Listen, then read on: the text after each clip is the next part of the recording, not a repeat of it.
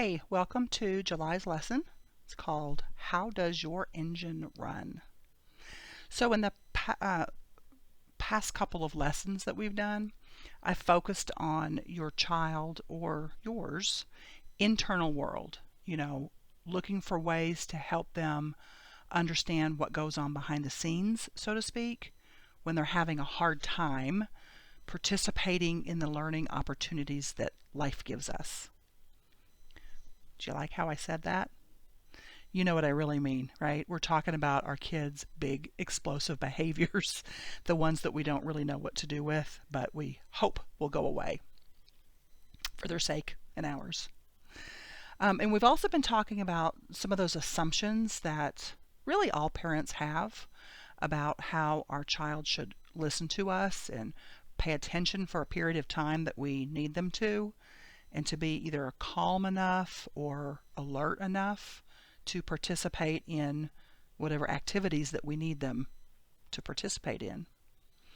And when they can't do those basic things like pay attention, listen, be alert or calm, depending on the situation, you know that it's much harder or near impossible for them to learn and to experience family life and whatever else it should be that they should be experiencing. So we're going to talk today about another way to help your child learn about themselves. And this is still at a very basic level. You'll be able to teach them an easy way for them to understand how to monitor their body's signals, the signals that indicate an internal level of readiness to work or play or listen or to attend to whatever it is that they need to. So we call the internal level of readiness, we call that arousal states. And I believe that children can and should learn about their own states of arousal, their readiness to learn. So the ability to attend or pay attention to one thing or the other is what we call arousal. And it can be considered a state of the nervous system describing how alert you feel.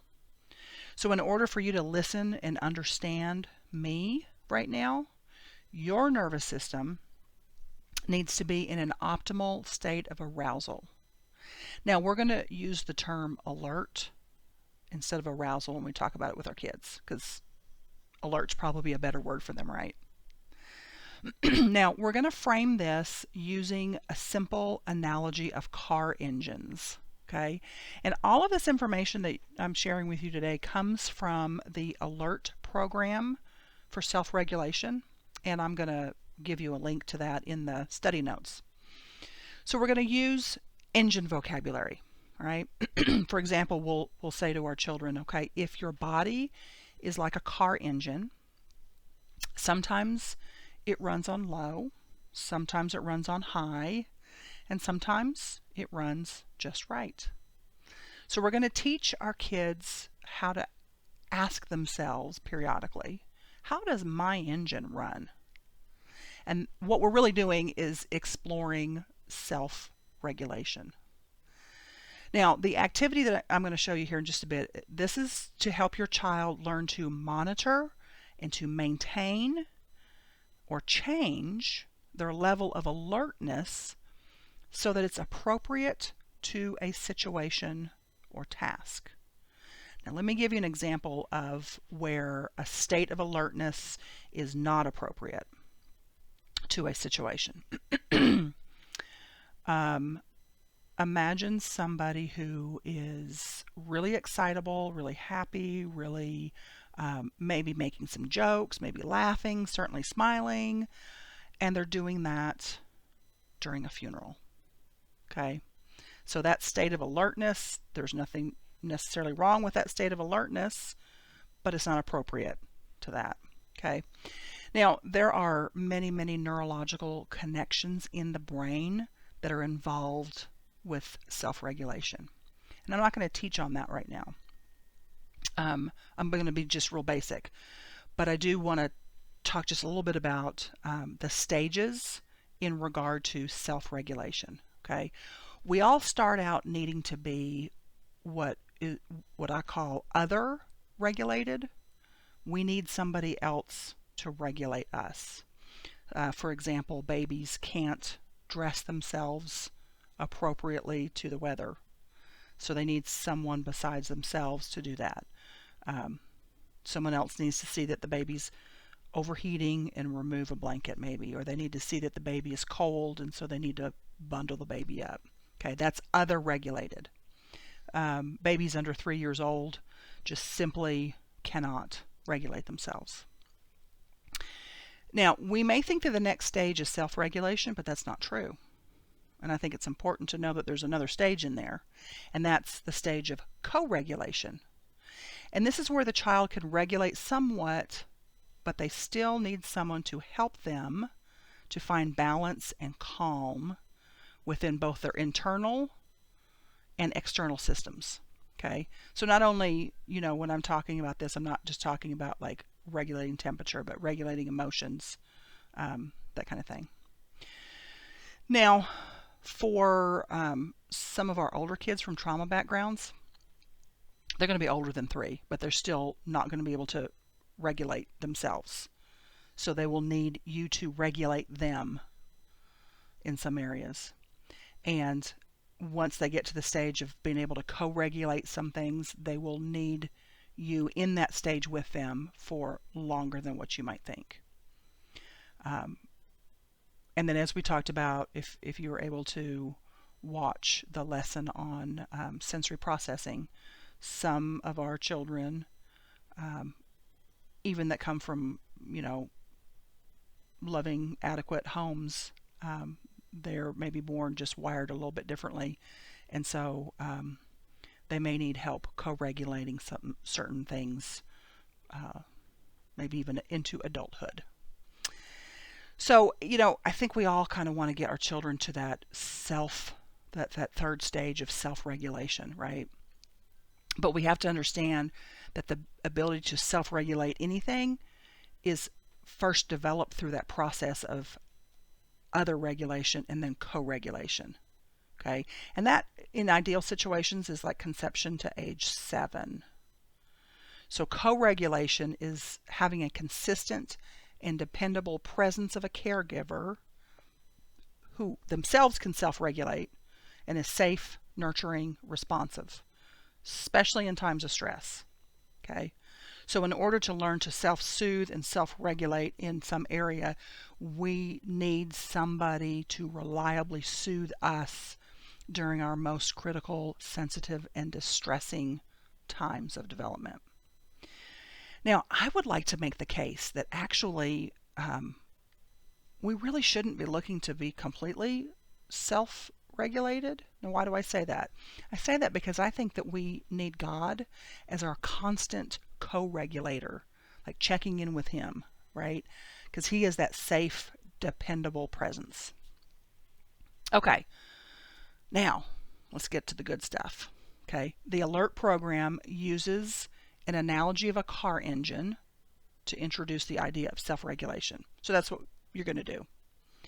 You would say to your child, so if you're, and I mentioned this before, if your body is like a car engine, sometimes it runs on low, sometimes it runs on high, and sometimes it runs just right.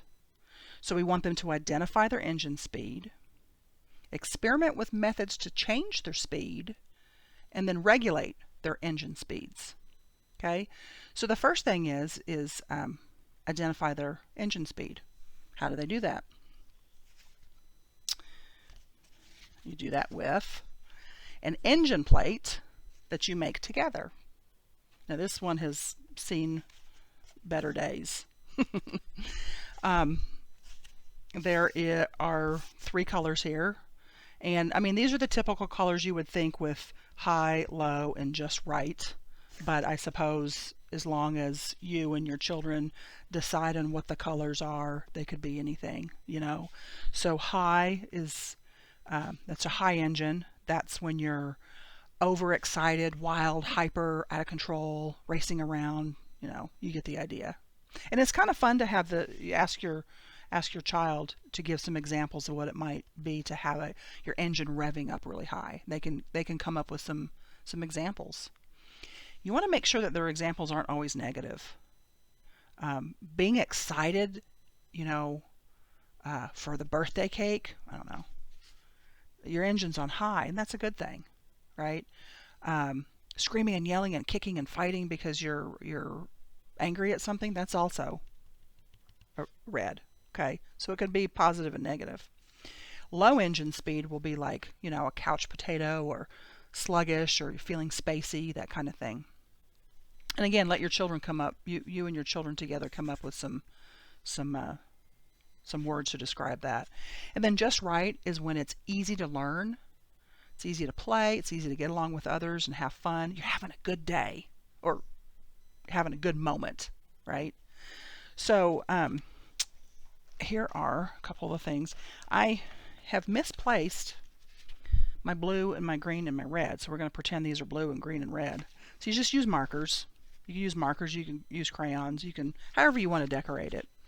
I have the plate cut in half, and then this is cut in thirds. And you know, you can get those anywhere. You probably have them around the house. So these are those little round fasteners. That's what you're going to fasten the arrow to. And if you want to laminate this to make it more durable, that would be great too. So these are those little brads, little fasteners, and you can get those. Well, I got these at Staples, but and then you'd want to make a little arrow pointer. Okay. So the plate that I use here is one of these paper plates. You know, the kind of rough Chinette paper plates. You can use whatever kind of paper plates, or you can cut out a circle yourself. It doesn't have to literally be a plate. When a couple years ago,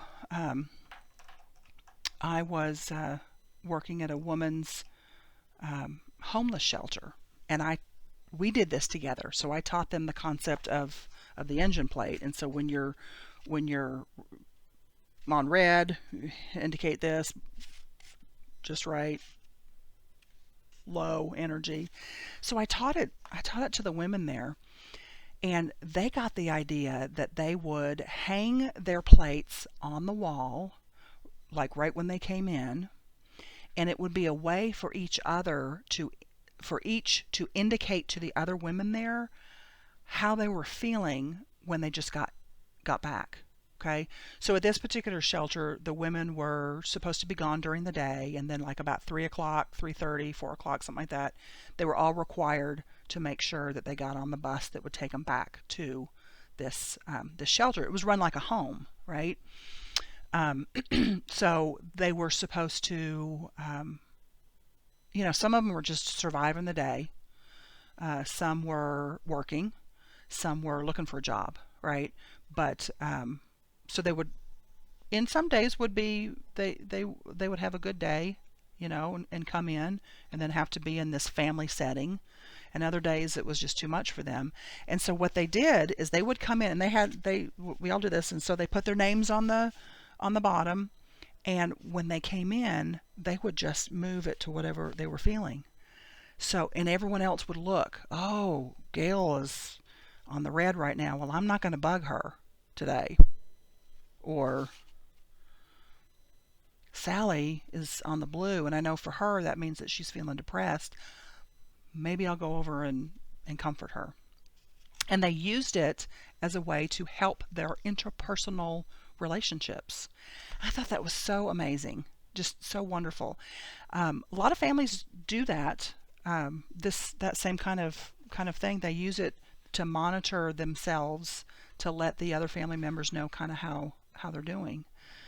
There's a variety of different ways that you can use these engine plates once you've created them and talk to your child about these different states. It's a way, you know, it's kind of like what we were talking about with the hand model of the brain. It's a way to help the children understand that some days they're going to be here, and that's okay. That's how they are. Other days they may be down here, and that it can change. That's the other thing. A lot of times our children get stuck in the mode of I'm always going to be depressed. And this is a visual reminder that no, very basic, you know, three basic types of alertness, right? It helps them to know, because they can like visually move it, that it's going to change throughout the day. So I hope that I've given you enough of an explanation. Oh, I've got a little piece of tape on the back here that little brad when you open it up so it doesn't poke you. But I hope I've given you enough information on the beauty and the simplicity of these engine plates, and helping your child to think of their states of alertness or arousal in terms of, my engine's too hot, it's too low, or it's just right. So that's all I got for now. And if you use it with your family, oh, please send me pictures of the plates that you've made, and I would love to know how you're incorporating it into your family. I'll see you next time.